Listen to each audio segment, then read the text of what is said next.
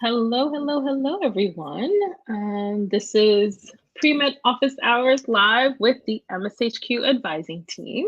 My name is Verinia Granum. I'm one of the medical school admissions advisors here, former assistant dean of advising at Hofstra University, of STEM and pre-health advising at Hofstra University.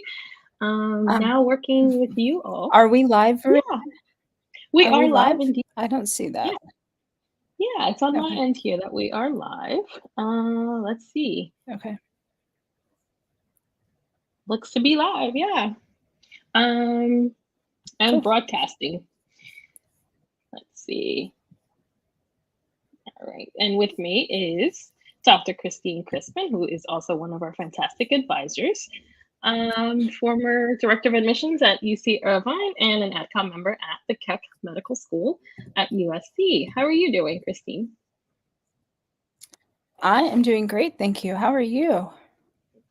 I'm doing okay. Just trying to get through um, secondary season and interview prep, Secondaries. which is fast approaching. Any kind of tips for students that are currently working on secondaries and starting to feel the stress? I, you know, I first and foremost with secondaries, answer the question. I think that is the hardest part to remember is to answer the question. Um, and in terms of just the perseverance, it's very difficult right now. I met with someone yesterday who told me they had writer's block. Hmm. And I was like, I get it. I get it. Yeah. So stick it out. You got this. Um, so Yeah. that's the big thing is just stick it out. I personally think this is the last easiest part of the application because once you hit submit on the last part of the last secondary you have, everything is Mhm. out of your control. Yeah. Yeah. I think the hardest part right now is that the volume of work that students have been doing, and now you've hit a wall pretty much, um, potentially where you're just like, I don't even know how to say this anymore. And then also that oh my gosh, this is it, I'm done, I have to let this go. So I get it. I get it. Yeah. That is very, very stressful. If you're Yeah. just joining us, this is episode 207 of Pre-Med Office Hours. I'm Verinia Granum. This is Dr. Christine Crispin. We are hanging out here today. We are happy to take questions and comments in the chat. So yes, please go ahead and post your questions so we can help you all out. That's what the goal of this hour is, to get free advice from us here at the MSHQ team. So please feel free to go ahead and ask your questions. We were just chatting a little bit about secondaries. That's where we are right now. Everyone's sort of stuck to this idea of let me just get through it, right? Let's just get through it, grind it out. We are neck deep in it, and pretty soon we're going to be heading right into interview prep. So that's something to keep in mind too. We Mhm. offer interview prep services, mock interviews. If anyone needs help with that and practice, check it out. We're having a sale right now, in fact, on interview prep, and you get to work with one of us here on the team. So let's see. We're getting some questions coming in now, Christine. Yep. Let's see. Let's start here. So this is from Dawa. Dawa asks, I work as an over the phone interpreter in my gap year. I get calls from medical insurance, social services, etc. Is this a good gap year position given that it's not fully clinical and not in person? What do you think, Christine? Um, I am a firm believer that it could be a great experience. You're still working, I mean, being an interpreter, I think, is a fantastic experience in dealing through medical things, so social service. So, is it a good experience? Sure, it's a great experience. Let me just tell you this though, Dawa, if you need clinical, if you need something, if you're looking at your application and you feel that there's a gap, maybe this isn't the right one for you given where you are. But if I'm just looking at it on the surface of what you're asking, is this a good experience? Sure, it's like a great experience.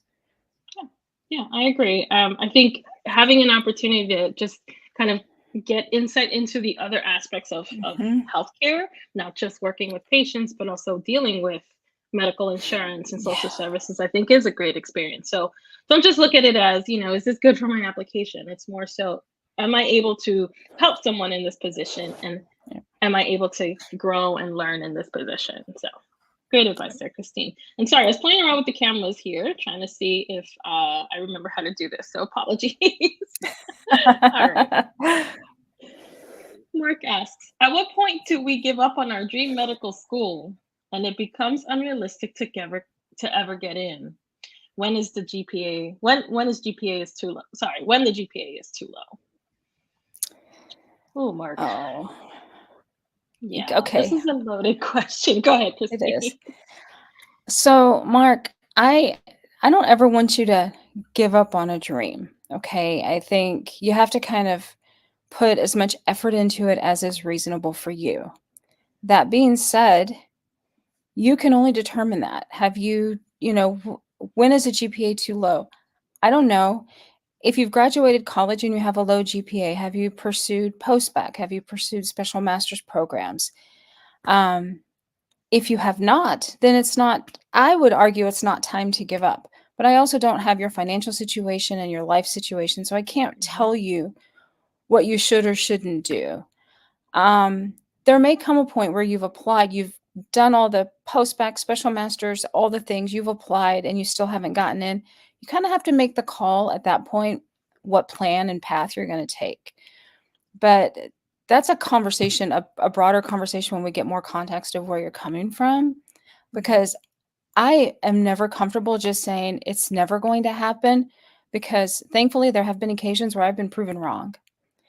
And I don't have the wisdom nor the foresight to tell you, yep, now's the time, drop it out and be done with it, because that's not okay either. I don't know, Rennie, what do you think? What are your thoughts on that? Yeah, I don't ever, I try not to approach a situation where I'm like, nope, it's done, it's over, forget it, give up. It really comes down to, like you were saying, like at what point is it detrimental to you to continue to try to do this? If there are family members involved, those are big decisions that you have to make. That's not something that we could tell you what to do. But I agree with you. I agree with you, Christine. If this is your dream, Mark, have a conversation with yourself, do a little soul searching and look and see, well, maybe work with someone on our team to look at what you've done so far and see, maybe we can help you identify what are some things that are just not looking so great right now and what you can do to potentially get back on track. Yep. Okay. Hang in there, Mark. I appreciate that everyone's so willing to be vulnerable and because this is something that a lot of people are dealing with and they're not openly honest about it sometimes. Yeah. All right. So this is Andres. Andres received my first interview invite this week. Yay! Congratulations. I'm very excited. I'm wondering about any tips for virtual interviews. Also, how do you learn more about the school vibes when you're not physically there? Great question, Andres. So you've come to the right place in terms of tips for interviews. We do have resources online. I'm actually going to try to find a podcast that Dr. Gray did here on how to set up for a virtual interview. I think the main thing with virtual interviews, I'm going to put this in the chat for everyone. The main thing with virtual interviews is setting up in a place where it's quiet, where you're not going to, get interrupted, someone accidentally walking in. Make sure everyone that's in the household knows, hey, this is my interview, don't come in. Making sure that your internet connection is strong and that your lighting is good and that your audio is good. You don't want to be in an interview where there's potentially a delay and you're like, back and forth with the interviewer and it gets really awkward.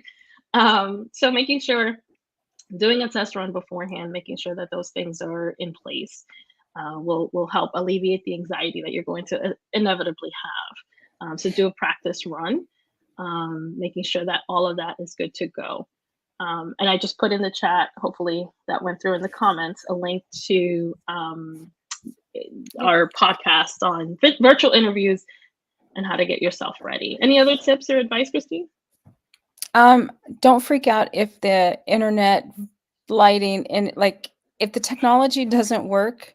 Um, email or call the school, let them know you're having problems. I have actually worked with students who have had that problem. It's very daunting at times. Hmm. They get it. They've been doing this for a minute. So it is not the end of the world. It is Yep. okay. Um, the second part of your question, learning more about the school's vibe physically when you're not there, it is actually kind of hard to do that. You're going to have to hope for the intro session to give you some information, kind of see how you feel about the conversation that the dean offers to you. If there are students there, come up with some good questions that let you get to know the program and the school as best as possible. The good news is no one kind of feels the vibe. And I would say the good thing is also if you are accepted, and we'll just put the good in the universe, if you are accepted, you have an opportunity to go visit the school after acceptance to kind of make your decision. So you're not prevented from visiting the school at a later date to kind of get the vibe and a feel for the campus. So it's not the only way to do it through the interview. There's other ways to do it. Yeah, and I would tell students check out the social media pages, the YouTube channel. That's Mm-hmm. a great way to kind of sense the culture and see what the students are up to. That's a great way to learn a little bit more about the school. Yep. And congrats, Andrea. Yay! All right, so Deontay asks, I just changed my major you didn't tell us what the major is as an incoming sophomore in college because I'm essentially playing catch up. When is a good time to start studying for the MCAT? So we don't know what the major is. He just added, or they just added, change to pre-med. Okay. Playing catch up. When is a good time to start studying for the MCAT? So it really depends on kind of where you are in your prereqs. You want to make sure that you are prepared for the MCAT by taking your prereqs. I have a lot of students who are like, I haven't taken organic chemistry or I haven't taken biochemistry, but I'm going to go ahead and take the MCAT. Don't do that. Don't do that. Don't do that. It does not work out well at all. It's hard to self-learn these topics. So get those done, get all your, your first year bio, your chemistry, your physics, all of that out of the way. And learn the material, your biochem, your organic chemistry, and then give yourself at least 3 to 4 months, if not a little bit longer, to study, to review, to do content review, and then build up, your stamina by taking multiple practice exams. So when is a good time to start studying? When you are done, have learned, you're done with your prereqs. And then, like I said, giving yourself this 4-month window at least to prepare. Any other tips, Christine? Yeah, a couple things. One, Deontay, you're not behind. This is the time that's right for you. It's okay the timing is whatever is right for you. So I would just say also plan your test for the proximity close to the time you hope to apply. If you're going to apply as a senior, then it comes in somewhere in spring of your senior year. So plan accordingly to the time that you're hoping to apply so you don't run the risk of a potential expiration date on an MCAT. Good advice there. And good luck. All right. Question from Daniel. Are minor typos that do not impede on the overall meaning of a secondary response viewed extremely negatively? I noticed a couple of minor typos slipped in a couple of my responses. So, Christy, you were kind of on the opposite side, and you reviewed applications in secondaries. Would something like this be a major issue? A major issue? No, of course not. We've all written that email, double-checked it, triple-checked it, sent it, and then found the typo. We've all done it, and we'll all continue to do it. It's just inevitable. I will say it's never ideal because, again, when the fresh eye gets to read it, they're going to see it. Do I think they're going to reject you over a typo? I like to think not, to be perfectly frank. But I don't know. I doubt it's going to be the end of the world. Just do your best to have another person do a quick glance and a typo check before you send it. That would be the advice I'd give to them. Yeah, absolutely. And if you've already submitted at this point, there's unfortunately nothing you can do. Nope. I'm a little bit more forgiving of a typo here and there. Now, if the entire thing, or you have a lot, like multiple, then that's just carelessness and you didn't take the time to go through it. Mm-hmm. So if you're working on your secondaries right now, double check, triple check, give it to someone else maybe to look at, so because sometimes you don't even see it because you're so Yep. used to like reading through it, you'll miss it. So take Get the every fresh eyes. precaution. Get the fresh eyes. And do not email them to tell them you apologize for the email or something like that. And I know that's probably Whatever. like the intrinsic that I should call and let them Mhm. know and I'm sorry. Don't do that. It's Yeah. done. It's over with. Yeah. If they're going to reject you on that, that's not the school you want to go to anyway. I mean, True. they need to look at you in totality. We all have written those emails. I'm telling you. That's a great point.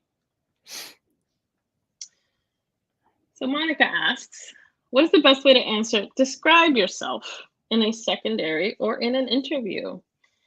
So this is a great question. We get Mm-hmm. so many students who struggle a little bit with this type of a question. I think initially the main kind of the instinct is just to talk about themselves as a pre-med. And that's not really what they're asking. They are literally asking you to describe yourself. So, who are you? Where did you grow up? What's your family structure like? What are the things that make you who you are? Your personality traits. Obviously you're not going to like write up a whole description like height, body weight, and all of that. That's not really what they're looking for. They're just looking to see who you are as a person and what makes you unique, what makes you, who you are. Every person is unique in some way. If there's a hobby that you have, or if you are an excellent dancer or something, and that's how you see yourself, you identify with that, talk about that. That is describing yourself. And you can write about it in your secondary that way and in an interview. Any interviewer that asks that is looking for that insight into you as a person. Not, I went to school, I majored in biology, I now want to be a doctor. Don't worry about that. Talk about who you are, what makes you unique, or what makes you you. Okay. Let's see, another secondary question. If a secondary asks, what additional info do you want us to know? How best to answer? If optional, should you always answer? So several questions here. What additional info do you want us to know? That's a common question that you might encounter on a secondary. What's the best approach to answering this, Christine? One, if you have an update, maybe you started a new clinical job or a new job since you submitted your application, that would be a great opportunity to say, since I've submitted my primary, I have started doing X, Y, and Z.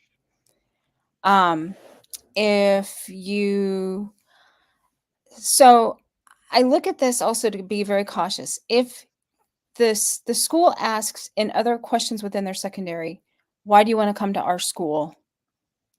Then you don't want to do that. But if this is a school that you truly can, like if it's a top choice and you see yourself as the right fit for them, you can talk a little bit about closing it out, why you're a good fit for them, only if they have not asked any version of this kind of a question prior in the secondary. If they have asked it, don't answer that. You could do a little bit of tell them about yourself. Again, if you haven't had the opportunity to kind of talk about who you are, that could be a good place to do that as well. But ultimately, you do not have to answer this question. I know that USC asks this question, and as I was reading through applications when I was either inviting them for interview or reviewing them for acceptance, if they didn't answer it, they didn't answer it. I skipped over it and went on. I didn't even think twice about whether or not they answered an optional question. Okay. So most times, any question that is optional is optional. Okay. Yeah. So that's good to know. I think a lot of times students kind of panic. They don't want to have to like leave anything blank. Right. But sometimes it just doesn't apply to you. Right. I will say though that I tell students, every opportunity. So your application, your secondaries, this is your opportunity to convince them to invite you for an interview. Right. So if you have something valuable that you want to share with them, that's going to just give them a little bit more insight into who you are as a candidate, talk about it. This is every opportunity, not necessarily to brag about your wonderful skills or something like that, but maybe there's something that you've worked on that fits into what their mission is, or an experience you've had that aligns with a certain population that they're working with. Then that's a great place to talk about it. So anything that's going to help them decide why they should invite you for an interview would be great. Okay. Mhm. Stacy T asks, any advice on approaching filling gaps in an application during a gap year while keeping a focused application? I think my profile likes research, but I have a very service-oriented profile. Okay, so it sounds like Stacy maybe applied before or is now realizing that they have gaps in their application and they want to focus on that this coming gap year. I think you mentioned research, Stacy. So research, it's important and it's helpful, and you'll do tons of research in medical school and medicine in general. Right, research is what kind of continues to improve patient care and things like that. It's not something that you have to apply to medical school. So, having exposure to it is important. I think if you don't have it, figure out first if that's something that you're really, truly, genuinely interested in and passionate about. Obviously, it depends on the school. Some schools are more research focused. If you're applying to an MD and PhD program, of course, you're going to need to have research experience. But you're very service oriented, so that implies to me that you're more interested in just kind of being, there with people, not just doing research in a lab. So if an opportunity comes up for you to pursue a research experience and you're interested in, maybe, I think looking at your application and figuring out what are those gaps beyond just research, focusing on those things first are important, and then continue to do the things that you're passionate about. If you're service oriented, then find opportunities to continue to do that. It's always important also to maintain your patient care experiences, right? Continue to do that. Keep a foot in healthcare around patients, because that's what's going to drive your application next year and show your motivation or whenever you're applying. Any other tips, Christine? The only thing that came to my mind is if you do want to tip your toes into research, look at clinical research, look at social service research, look at research that kind of gives the bend toward a service orientation, social justice, advocacy.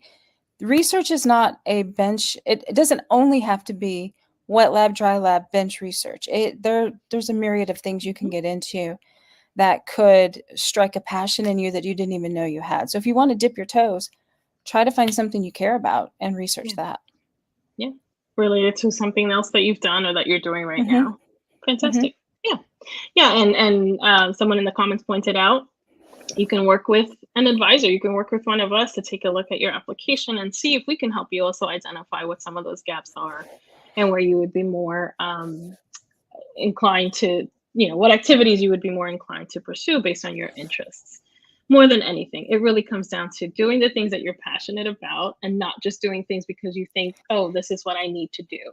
Agreed. I check off this box because this is what I need to do and this is what's required. Agreed. Okay. All right. So any other questions, concerns here? Let's see. We have another question that just came in. Do all medical schools need disciplinary record for accepted students? So, Christina, sorry, go ahead. Okay. Sorry, I jumped in on that. I don't know exactly what a disciplinary record is, but I will say many will do a background check. And so if you have received an institutional action, which is what I guess is a disciplinary record, that's what my guess would be to that, is if you have something, you should disclose it. Because a background check is done. Most schools would do one on their accepted students. I used to be that person, unfortunately, who pulled the records from the background check. And if there was a discrepancy, I also got to make the phone call. So we did a background check and this came up. And what you don't want to give the appearance of is being someone who lies. That's someone who isn't trustworthy and who isn't ethical.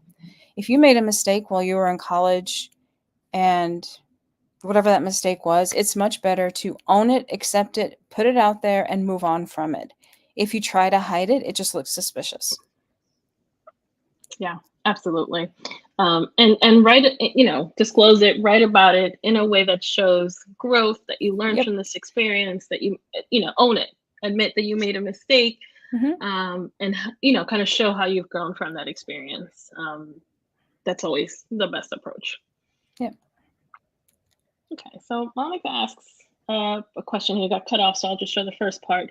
If a school asks you to categorize your activities and you don't have anything for cultural competence, can you put clinical work if you work with a diverse population? So I haven't seen this on a secondary. Nor have I. Yeah, where they ask you to categorize your activities, but maybe we just haven't encountered it. I think that there's nothing wrong with clinical work if you've worked with a diverse population, right? So it's a question about cultural competence, and focus on how you develop that cultural competence from working with these diverse populations. In what ways did you try to bridge a language gap, or how did you try to learn about the other person's background and culture to be able to be sensitive to their needs and provide culturally competent care. So yeah, I think it's okay to do that, as well as talk about other experiences where you've been around diverse populations. It doesn't have to just be clinical work. I just personally haven't seen this on a secondary, but you never know. I haven't either. Yeah, you never know. Okay. It's a pretty quiet day today. Let's see, any other questions here? Let's see. No. We have one here from William. Now on the ACOMAS app, I don't know if they have an institutional action section, but on AMCAS, I know that they do have an institutional action section. Yes. So that's going back to, I think, Min's question about reporting institutional action. So yes, that's correct. I'm going to jump back on the cultural competence question since we don't have a new one coming in. There are many ways that you can demonstrate cultural competence, as Vernia was talking about. You can have worked in an after-school program. You could have, just clubs and organizations in schools, in college that you've encountered, being an interpreter. So anything is a potential. The types of questions I've asked has generally been, please talk about your work with diverse populations and what you've gotten from that type of an experience. So not everything has to be clinical to still demonstrate many of these competencies. So I wouldn't overthink it too much. Yeah, that's a good point. So William wants to know, where do you put institutional actions on the ACOMAS app? I haven't looked at an ACOMAS app, but we'll look it up. William, I haven't looked at it in a while. I know some schools may ask it as part of a secondary, potentially in the supplemental questions. But there is an opportunity to talk about that. And like we were saying before, just being open and honest and explaining what happened in a way that doesn't assign blame to someone else, that you're owning up to it, is the most important thing. And Christine is looking into that for us right now. Yeah, I'll keep looking. Okay. We'll come back to that. Yep. Okay. Oops. Okay. So we are live, episode 207, Premed office hours. I have an answer. Sure. So on ACOMAS app, if you go into the personal information under other information, they actually have an academic infraction. They have misdemeanor and felony. Okay. They have military discharge. So I would imagine any kind of action would go there. Yeah, I had a feeling it's not a question they wouldn't ask. I feel like that's it's just where does it live? Where to find it? What terminology is used? But academic infraction, institution actions, pretty much the same thing. Yep. Yeah, thanks for that. So we're here. We're happy to answer any more questions. Seems to be a quiet day. I think everyone's just really busy with work or school or other things. Secondaries going on. Let's see. Nikita asks, what is the best way to explain a low GPA because of mental health? that has had an upward trend? Okay, Nikita, I think the fact that you have an upward trend is something that medical schools will see and they'll be able to focus on, and then you may not even have to explain it. They may not even ask about it. If you have an opportunity or there's a question on a secondary or in an interview to explain a low GPA, as as you approach it with the comfort level that you're most comfortable with, and talk Yeah. about what were the things that led to that. If you're not comfortable sharing too much, then don't. You'll just say, I had some challenges that I had to overcome. I worked really hard to get to this point, which is evidenced by my upward trend. And that's it. You don't have to provide a lot of information. If it's something that you think you're comfortable sharing and it shows your resilience and your adaptability to challenges and how you dealt with overcoming that, that's something to share. I think that's something that can definitely put more context into your low GPA, as well as show your resilience and show how you were able to overcome those challenges. So the upward trend is great, and kudos to you for bringing it up. I think you don't have to divulge too much. Just focus on the positives. Focus on overcoming those challenges to get that trend upwards. Agreed. Kudos to you. All right. Let's see. Lorena asks, "Hi, I did a postbac and got a 3.9 because of my really low undergraduate. Should I do a master's that has a linkage with medical schools?" Sorry, I read that wrong. So Lorena did a postbac, got a 3.9, but had a really low undergraduate GPA. Should I do a master's that has a linkage with a medical school? What are your thoughts, Christine? I need an "it depends" sign. Yeah. So, I mean, first and foremost, congratulations on getting a 3.9 GPA in postbac. So, I guess my first question is, how many units is that? If it's probably less than 20 units, you might consider a master's degree because it's probably not enough strength to kind of overshadow. The whole point of a postbac program is that line item in the application kind of, to me, becomes more of a flashing box that shadows out the lower undergraduate GPA. So if you've got enough units, I would say 24 or more, it can start really weighting down. No one expects with postbac that a postbac is going to like do the magic and raise GPA on hundreds of units you took as an undergrad. So you took 45 credits. I don't know what a master's degree would do differently than what the postbac has already done. The purpose is to demonstrate your readiness. If you're looking for linkage specifically, I don't know if that's the best reason to go into postbac either, or into a special master's program either. I think there are many schools give a lot of credence to a postbac program. 45 units is a great demonstration of your academic readiness. That's, a year and a half to 2 years of solid coursework. So I think you throw your dice out there, depending on the rest of your stuff, and see what happens. I don't think a special master's program is going to do anything different. Agreed. All right, thank you for that. Let's see. Here's an interesting question from Soliloquy. "I've collected rare plant and bug specimens that have been published in a national archive. Is research a stretch for this activity?" I don't Did know you what. just collect the Yeah. stuff?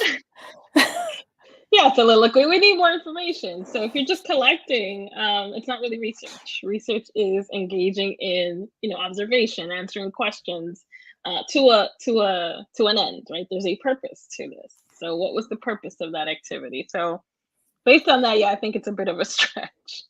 But you could list it as a publication and talk about it. It's kind of a Yeah. fun fact to talk about as a publication, particularly if you have space in your application to talk about a publication. Don't discount it. And it's a fun fact to talk about in a secondary and or in an interview. Yeah. My former dean used to say, "Tell us something fun about you that's not really on your application." This is perfect for that, because she'd ask you all kinds of crazy questions about it, and it would have been fun. Yeah. So, yeah, you could So there totally is do value it. to that. Absolutely. I think you don't have to call it research if that's not what it was. Nope. the question here about traffic rules. So what are the traffic rules for both AMCAS and ACOMAS if you get an acceptance from one school but waiting on others? So this one's super layered, Christine, and you know, AMCAS has its own traffic rules, ACOMAS has its own traffic rules. And they don't cross. Oh. They don't.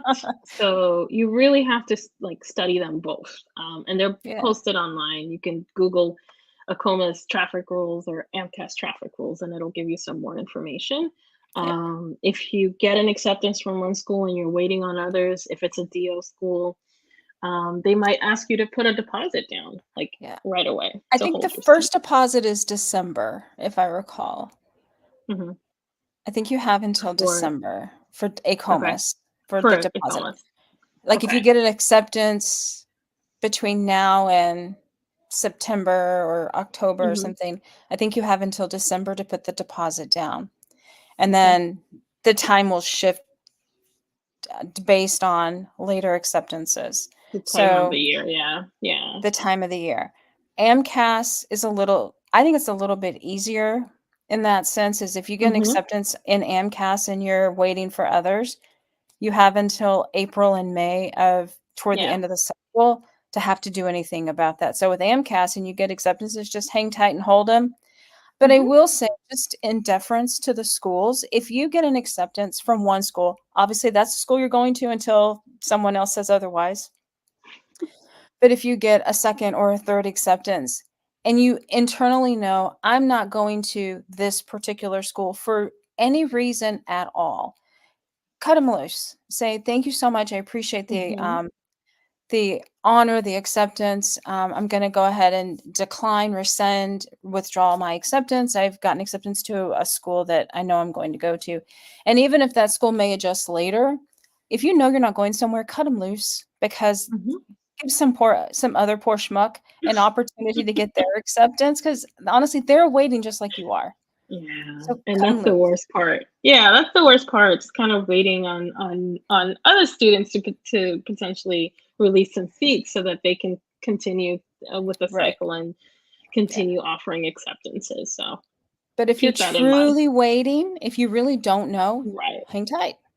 Hang tight. Iron it out, because you could be waiting for financial aid, for scholar. I mean, all the things. So you don't have to cut them loose. But if you know you're not going there, please do. Please do. 100%. And the same thing too, I think, with an interview invite. So this has happened before. I've had students who get invited for an interview and they've already made the decision that something about the school is not jiving with them. They don't want to continue with the process. If you truly feel that way, turn down the interview. It's okay to say that. Thank you for the offer. I really appreciate it. Absolutely. I'm respectfully withdrawing, and they will appreciate that. Not to kind of waste their time on you if you know for sure it's not something you want to do. If you're unsure, then absolutely go to the interview, and that will help you make a decision. But if you know for sure, nope, then it's okay to turn down an interview. I just want to say, if you have an acceptance somewhere, everything from that point forward, interview invites and acceptances, are weighted against your acceptance from that point on. Would you go to this school over the one you have an acceptance to, yes or no? If the answer is yes, take the interview, take the acceptance. If the answer is no, again, for whatever reason, don't. It's okay. There is a lot of people in the application pool. Just be respectful. And remember, you're in the same boat as these other kids. Yeah. So definitely. Be respectful of that. Yes. Those poor schmucks out there. We want to be respectful. It's awful. I say that with all the love. All due respect. All the love, because it's so painful. It is. A little follow-up here from Soliloquy. The specimens expanded the known range and occurrence of these species, and the National Archive data is used to determine policy for protection and funding. This is fantastic. This is a great experience, even if it wasn't research, like you were saying before, for the value of it and just a fun fact to talk about. Thanks for sharing that. All right. And Sosa had a follow-up question as well regarding the minimum number of credits. Hard science. I would say hard science. Yeah. The social science and humanities courses are not going to really help your science GPA, and that's what you're trying to do. Yep. Okay. All right, so RH asks, I've heard that some schools consider less than 500 hours of clinical experience a red flag. Is this true? If I have, let's say, 2 to 400, is that all right as long as I can reflect? So I don't know where this information comes from. Nor do It's always, I. I've heard, it's a rumor. I've never seen, and maybe you can correct me if I'm wrong, Christine, I've never seen a medical school like put out there, Quantify it. quantify it. This is the number of hours that you need. And there's a reason they do that, right? Yeah, I nor have I ever seen it. And I'll be very honest with you. When I work with students, and the first thing they ask me is, how many hours should I have? I really Mhm, work to change the thinking. mhm, Um, we were answering a question earlier about checking boxes. And mhm, when you start thinking in terms of how many hours, you are starting to think like a box checker. mhm. So take the experiences that you've had, um, think about the meaning, think about what you have learned, what you have gained, and continue to build from there. If you feel that you have a gap, continue building your resume. If you feel that you've gotten all that you can get from these experiences and maybe you're ready to apply. But don't don't misunderstand me and say that you can just have a couple hours and you're going to be okay because you feel you've gotten all the meaning from it. Um, you want to look at numbers that you can get of people who are being matriculated to medical school. What are their numbers? What are they showing? What are they doing? And work in that world as well. So don't, there it's always a fine line, but it's just important. I usually tell students, start clinical work and don't stop until you go to medical school. Yeah, that's a great way of thinking about it. That's true. No matter And what else you're doing, keep doing yeah, something. and internally, maybe schools have a threshold, maybe, but that's not something that's publicized because Mm-mm. it's going to be different for everyone. It is a lot about reflecting. That doesn't mean that you can realistically reflect after 20 hours of experience that yep, Right. for sure this is what you want to do, right? So you do want to have exposure and consistent experience, but there is no set number, and it's for a reason, so that students don't just think, oh, I've done my hours, I'm done, right? Just continue those experiences until you start medical school. Okay, let's see. Chris asks, will schools notify you if you are rejected prior to receiving secondary applications, or do they Nope. just not send you secondaries without any communication? Sorry, Christine, you were Yep. saying. Nope. They're not going to notify you probably. If you don't Yeah. get, I mean, every step of the application process is an acceptance, is a continuation or a rejection. If you do not get a secondary, um, you may not be. But the thing I would encourage you to double check is if this is a school that does automatic secondaries where everybody gets a secondary and you have not received it, it certainly doesn't hurt to shoot them a very respectful email that says something to the effect of, I was verified on such and such a date, and I'm just checking to make sure there's nothing that Mhm. I have missed or that I need to do to ensure that I have a secondary. If you are expecting a secondary because they give them to everybody, they could just be late or you could have gotten missed somehow. So a respectful email isn't the end of the world either if you feel that you're missing a secondary. If you know it's a school that screens and you don't get one, you may not get one. And check your spam and promotions Yes. folders. I can't tell I you how check all many the places. students check everywhere in your inbox because you may have gotten something diverted into a spam folder, and now, which is a horrible situation to be in, you've missed a secondary or an interview invite, which is even worse. So just make sure that you're checking your emails, all folders. Okay. All right. Monica asks, how do you determine how many schools to apply to? Hmm. So there's a lot that I think goes into this decision, Monica. Um, the main thing when approaching creating a school list is, above all else, is this the right school for me? Right? Don't just create a list with 55 schools just to kind of broaden your net and try to somehow get in. Right? You really do want to do your research. Rule out the things that you know for sure you don't like, or you don't have an interest in maybe living in a particular state or climate or region, whatever that is. Those are things to take into consideration. If you know that you hate the cold, don't apply to schools where it's going to be really, really cold, because that will impact your experience. And a lot of students kind of laugh it off and they're like, oh, I'll be okay. I'll just figure it out. But at the end of the day, you want to be able to thrive in that environment. Medical school is challenging. So don't take anything for granted that you'll be able to push through things like that. So starting there, figuring out what are the things that you're looking for in your educational environment, and what are the things you don't want, will help to start narrowing your list. And then in terms of how many schools to apply to, I think, finances and cost play a factor. This is an expensive process. So for some students that might be an issue, right? So just kind of keeping in mind, what's that balance that I can strike, that I can continue to pay out, a lot of money on these applications. In general, I think most students will end up applying to 20 MD programs, maybe like 10 DO programs, but that can vary. So in total, anywhere from 25 to 30 schools, but that can vary. That can get narrowed down even further if you start really, really looking at what you're interested in and what you're looking for in a school and in the environment that you want to learn in. Anything else to that, Christine? To add to that, Christine? Not really. I think you want to, when you're talking about location or certain things, I have had many students, I'll go anywhere. You won't. Yeah. Let's No. be very honest with yourself. You will not. Mhm. And you also have to think you're going to spend a minimum of 4 years. And if you get to a place and you decide and you get into residency there, or if you do an extra degree there, you're there an extra 3 to 5 years or 7 years. What if you meet your partner while you're in medical school and you move there? I mean, there's a lot of factors that go in the length of time you're going to be in a location. So if you truly can't envision something, you've got to be realistic with yourself.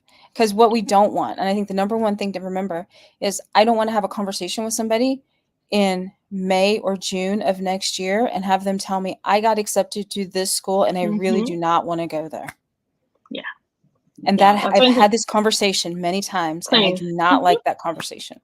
Yeah, I've had that conversation also, right? So do the research, right? Know for sure, do I really want to live in Utah and I'm from, New York City where I am? Like these are things that you really do need to think about. Don't just apply just anywhere. It's important. Okay, so let's see. We're moving along here. Brandon asks, is applying around November okay for DO schools that have March, April deadlines? It depends, Brandon. This is definitely it depends type of question. Totally. Right. I think, we're in July. November is quite a ways away. The question I would have for you is why? Why are you thinking of applying in November? Well, we're practically in August, I guess. But my question would be, first, why are you thinking of applying in November? Is it because you haven't taken the MCAT? Like, what are some things that are going on there? November typically is late in the cycle. DO schools have somewhat of a different timeline, but just because they have March, April deadlines doesn't mean that you wait that long to apply. This is something that we talk about all the time, right? The earlier you apply, the earlier your application is completed and reviewed, the earlier you're going to get invited for interviews. By November, some classes have completely filled, and so maybe you're interviewing for a wait list, or something like that. There's only so many seats that are, or interview slots that are given out, and by November, a lot of those slots have been filled. Yep. So I don't know what the reasons are for applying that late. I would definitely would consider if my chances are going to be bigger or better if I apply next cycle early. That's probably what I would lean to, rather than applying so late. Or applying now. I mean, there's still a few months. I mean, yeah. What would be the reason to wait until November? Yeah, but that's a great question, Brandon. Thanks for asking. Let's see. So Anna asked, what does verified mean? I started my application only next year and learning about all this. Okay, so you start your application next year. So Anna is fairly new to the process. verified. So when you apply to medical school through AMCAS, ACOMAS, or the Texas medical school system, each application goes through a process of being reviewed, transcripts are reviewed, making sure that everything is completed. That's what the processing is, and that when that process is done, that's considered verified. That means your application has gone through the review and everything, all the parts that need to be there have been received and verified. Each application service needs different things to verify your application. Texas, I think, does things a little bit differently. So for instance, AMCAS will ask for transcripts now with your application to verify it. ACOMAS as well. Texas asks for transcripts much later in the process. But essentially, once that application has been reviewed and all the pieces are there that need to be there to be verified, that means it's done. It's ready to be sent off and reviewed by a medical school. What else? Monica asks, when you're adding additional schools to submit to, what is the latest that you recommend adding additional schools? What is considered late? Any suggestions, Christine? To be perfectly honest, if you're doing this now would be a good time. Because if you're adding schools, that means you haven't done their secondaries. Yeah. So if they screen, if you're adding schools, again, that have a screening process, that could take you a little bit more time to get their secondary. Interviews are going out now. And so I would expect that you have a finalized list very, very soon so you can get the final secondaries and turn them around. They don't review until you have all the things that you need submitted. And so the later it takes you to submit, the later it takes you to get reviewed. And honestly, as I said, interview spots are going out. They've probably filled their first couple of interview spots in terms of their interview days, and they're working down the calendar. So you're getting close to being late at about now, if you're applying in this current cycle. Yeah. Another question here from Anna. Anna's a rising sophomore. What's your recommendation to take my MCAT if I don't intend on taking a gap year? So Anna, as a rising sophomore, you just finished your first year of school. You're probably just starting your kind of first round of prereqs. If you don't want to take a gap year, the traditional, and I put that in air quotes, the traditional timeline is you're applying in your junior year. You're applying in May of your junior year, your third year of school, because it's a one-year application cycle. You'll start medical school right after graduating from undergrad. So you want to have all your prereqs done before the end of your junior year, while also allowing time to study for the MCAT. So what happens is in that situation is that students will try to finish everything up, assuming all the courses that you need are offered and you're not delayed in any way. You'll be finishing up your prereqs by spring of your junior year. So you're finishing up prereqs while also studying for the MCAT, while also potentially preparing your application. So there's a lot happening, and also taking classes in your spring of your junior year. So there's a lot happening that semester. You have to figure out if that's the timeline that you want to work with. If you don't want to take a gap year, that you just have to be very organized and very disciplined about planning your coursework so that you finish all your prereqs that spring. And then you want to potentially take your MCAT no later than March or April of that year that you're applying. So spring of your junior year, you're looking at taking your MCAT no later than April of that year so that you have your score before the cycle opens up. So it's a lot happening junior year. Okay, and Ryan asks, how do I get personalized advice? So Ryan, I'm sorry if I'm mispronouncing that. We do offer advising sessions. So if you're interested, you can check out our website, medicalschoolhq.net. We offer single sessions of pre-med advising. No matter where you are in the process, you can set up a call with one of our advisors. We're happy to help. And we will look at your application or your profile or whatever it is, and give you guidance from there. So check it out, medicalschoolhq.net, and just click on our advising services. All right, I think we have time, right, for one or two more questions. Let's see. Here's one from Victory. Is it detrimental to submit a secondary application pending an MCAT score, or will the school screen you out based on the previous year? So I'm assuming a previous application or a previous MCAT score. Yeah, that's what I'm assuming too. Mm-hmm. What do you think, Kristen? It's not detrimental. I mean, it's not detrimental. I'm more concerned about the timeline of your MCAT score if you're hoping to have a review. So can you submit your secondary and the school will, if you have it on your application that you're pending a new score, they just won't review you until your second score post or your third score, whatever the score is. Again, I hope it's sooner rather than later because you want to get completed and into review as soon as possible. But if you indicated somewhere in your application that you have an upcoming score, most times they will not screen you out. They're just going to put you in a holding pattern until it's complete. Yep. Alrighty. Okay, so I think we've gotten to the end of all of our questions today. Thank you all for hanging out with us today. We're here every Wednesday, 1 p.m. Eastern, for pre-med office hours. So you can come, bring your questions. We're happy to help out and answer any questions. Or, as I was saying before, check out our individual advising sessions as well, if you're looking for more personalized advice. Thank you all for hanging out with us. And thank you, Christine. Any parting words of support to our pre-meds out there? Don't give up. Talk to your pre-health advisors. Don't assume that just because you read it online somewhere, it's the truth. Inevitably, it's someone's personal truth and not necessarily extrapolated to all application processes. So ask questions, don't just assume. Yeah, exactly. They may not necessarily, you don't know who you're talking to. You don't know if they have all the information. So hang in there. Yep. You got this. Everyone. You got this. Bye. Take care. Bye.